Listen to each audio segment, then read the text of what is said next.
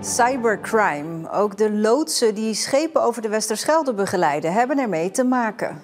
Waar wij heel erg op beducht zijn nu is jamming en spoofing. Jamming is echt het verstoren van het GPS-signaal. En spoofing is eigenlijk het foppen van het GPS-signaal. Dus dat je denkt dat je ergens bent, maar je bent daar feitelijk niet. En verder in deze uitzending. Weer zijn er parkeerautomaten leeggeroofd. En kunnen ze opnieuw stunten tegen NAC.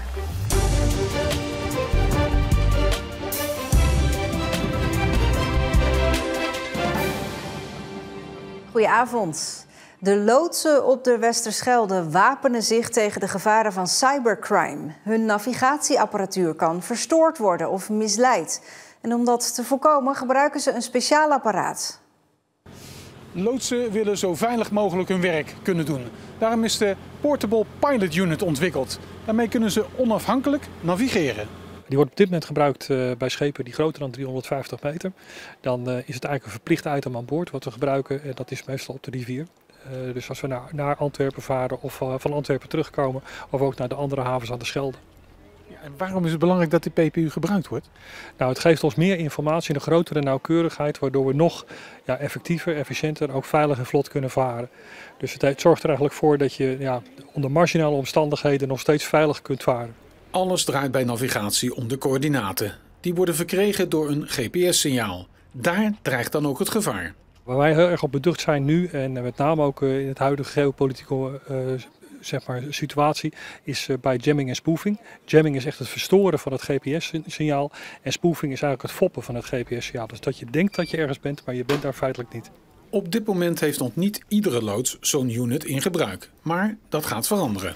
We hebben ongeveer 22 van deze sets nu in gebruik. Maar in de toekomst willen we eigenlijk voor zorgen dat elke loods altijd kan beschikken over zo'n set. Dus dat die voor alle loodsen, alle 165 loodsen beschikbaar komt hier in de regio. De Portable Pilot Unit is eigenlijk een apparaatje wat we meenemen aan boord om onafhankelijk de posities te bepalen. Daar maken we gebruik van 3 sensoren in combinatie met onze eigen iPad, waarmee we op een kaartje inzichtelijk kunnen maken waar we ons met ons schip bevinden. Het schip heeft een GPS.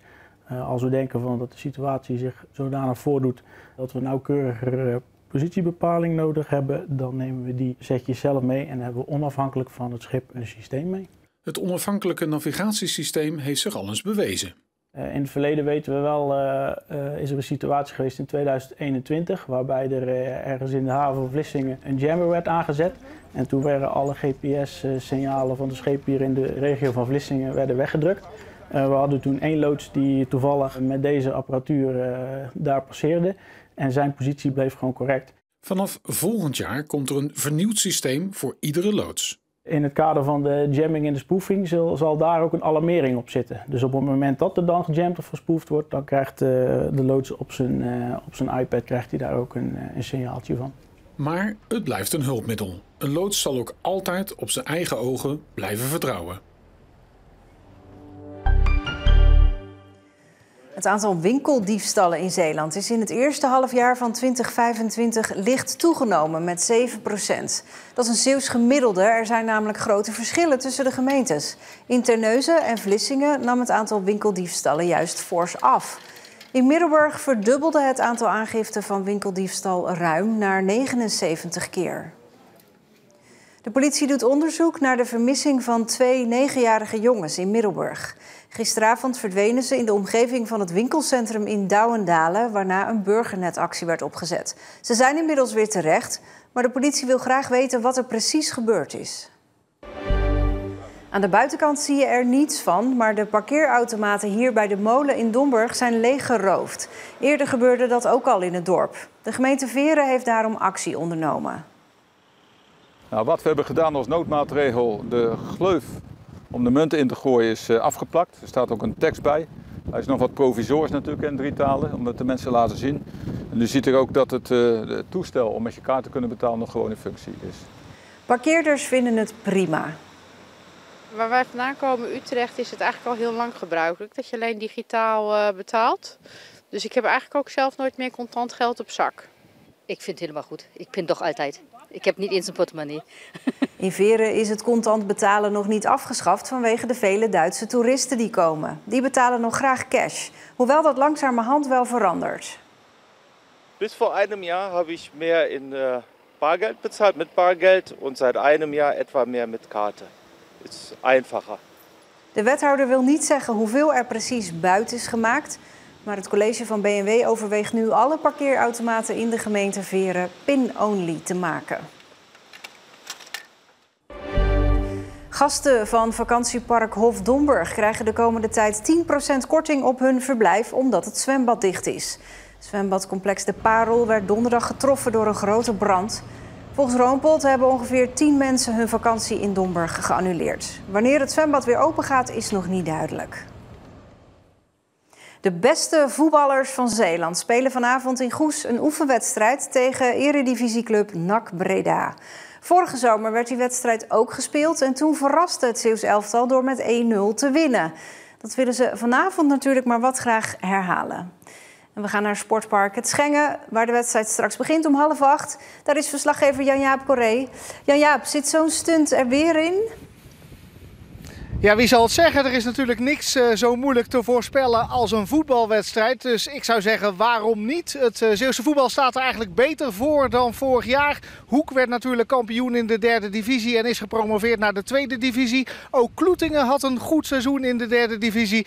Dus ja, ik denk dat NAC wel met een wat andere instelling naar Zeeland zal komen dan dat ze vorig jaar deden. En NAC is ook al wat langer in training, wat extra weken. Dus zullen de spelers van de Bredase club ook nog wel wat fitter zijn dan de Zeeuwse spelers die nog maar net zijn begonnen.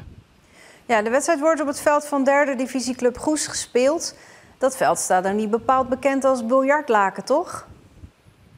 Nee, dat kun je wel zeggen. Er was afgelopen seizoen heel wat gemopper over dit knollenveld achter mij. Maar zoals je misschien wel ziet, het ziet er een stuk beter uit. Goes bestaat dit jaar 130 jaar. En daarom was de wens om die wedstrijd tegen NAC hier te kunnen spelen. Nou, de gemeente heeft de schouders eronder gezet. En daarom is het een hele behoorlijke grasmat waar hier vanavond op gevoetbald kan worden. Gevoetbald zonder Sjoerd Verhulst, de matchwinner van vorig jaar. Want hij is vanavond geen basisspeler, maar toeschouwer. Vorig jaar viel alles eigenlijk goed voor mij. Er waren er ook nog wel echt wel wat kansen op meer doelpunten. Maar uiteindelijk, ja, voor mij was het lekker dat het 1-0 bleef. En waardoor je dan matchwinner bent. Maar uiteindelijk was het een mooie avond met een mooie ambiance. Prima actie voorbij zijn man. Rowan Traas de 16 in. Rowan Traas uitzoeken. Daar is Sjoerd Verhulst. En dan valt hij binnen bij de eerste paal. Een nieuwe hoofdrol zit er vandaag niet in voor Verhulst. In de laatste wedstrijd van het afgelopen seizoen raakte hij geblesseerd. En nu richt hij zich vooral op Goes. Ja, voor mij is het gewoon belangrijk om voor mijn eigen fit te zijn en de competitie te halen. En deze moet je dan even laten schieten, wat jammer is. Geen speler, maar supporter dus bij de wedstrijd tegen NAC. En Verhulst ziet weer mogelijkheden. Ik hoop het. Het zou echt mooi wezen. En ik denk dat het ook wel gewoon mogelijk is als je gewoon weer de selectie bekijkt. Ik ga vanuit dat er wel doelpunten vallen en dan hoop ik eigenlijk de meeste voor het Zeeuws elftal vanavond. Ja, dat snap ik. Hey Jan-Jaap, waarom komt NAC Breda nou alweer naar Zeeland? Ja, die club wil gewoon de banden met onze provincie aanhalen. Ze willen meer Zeeuwen binden aan NAC. Meer supporters ook uit Zeeland trekken. Daarom is laatst ook de samenwerking tussen NAC en de JVOZ, de Jeugdvoetbalopleiding Zeeland, opgezet. Oud-Roompot-directeur Henk van Koeveringen speelt daar een belangrijke rol in. Hij is lid van de Raad van Commissarissen van NAC en heeft eigenlijk die samenwerking tussen JVOZ en NAC vormgegeven om in de toekomst ook weer Zeeuwse spelers bij NAC te kunnen zien. Nou, of die binding van Zeeland nu al groot genoeg is met NAC zien we vanavond hier aan het aantal toeschouwers. Kaartjes zijn in ieder geval hier bij het Sportpark nog te koop. Dankjewel Jan-Jaap. Vanavond om 7:30 dus het Zeeuws elftal tegen NAC Breda. Op de app en website vind je een live blog. En laat op de avond ook een samenvatting van die wedstrijd. Vandaag trokken er een paar buien over de provincie, maar de zon zagen we ook volop. Het werd 21 tot 24 graden. Vanavond een enkele bui en vannacht meer regen, met ook kans op onweer. Morgen wordt het dan in de loop van de dag droog, met ook weer meer zon. Blijft wel vrij koel. Ja, benieuwd hoe het wielrenner Mick van Dijken vergaat in de Tour de France. Vandaag was een rustdag. En het gaf ons de gelegenheid om even met hem te bellen. Het valt allemaal niet mee, die eerste keer Tour. Je leest zijn verhaal in de app en op omroepzeeland.nl. Daarmee zijn we aan het einde van deze Zeeland Nu. Een hele fijne avond.